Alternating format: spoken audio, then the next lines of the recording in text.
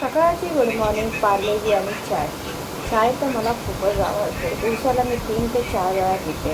तिथे माझा न्यूट्रेलाचा डब्बा खाली झाला. त्याला मस्त धुवून मी जिरा भरला त्यात. हा डबा मला यूज झाला आणि काचेचा होता. सध्याची आंघोळ झाली नव्हती तर त्याला अगोदर मी सांगितलं चल जाऊन केस कापून येऊया आपण लगेच. तिथे आम्ही केस कापायला आलो आणि संकेतचे केस बघा किती मस्त कापले आहे. गरमी पण तेवढी वाढली आहे. केस कापल्यानंतर डोकं हलकं होतं. घरी आल्यानंतर मी भेंडीची भाजी बनवली. तुम्ही विचार करत असेल ही भेंडीच्या भाजीमध्ये बटाटा कसं टाकते आहे, पण मी टाकते, मला आवडतं. असे किती जण भेंडीच्या भाजीमध्ये बटाटा टाकतात ते कमेंट करून मला सांगा. इथे मी कट्टा पूर्ण साफ केला आहे. ही बघा माझी भेंडी बटाट्याची भाजी आणि त्यासोबत चपाती मस्त. मला संध्याकाळची मॅच बघायची होती RCB आणि चेन्नईची.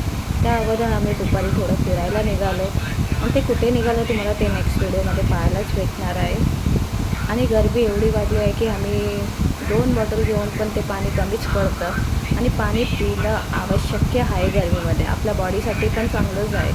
आणि ते आम्हाला भूक लागली. आम्ही इथे संकेतने इडली खाल्ली. इडलीबरोबर गरम सांबार खूपच मस्त टेस्टी लागतं. आणि मी मागवलेला मला मसाला डोसा.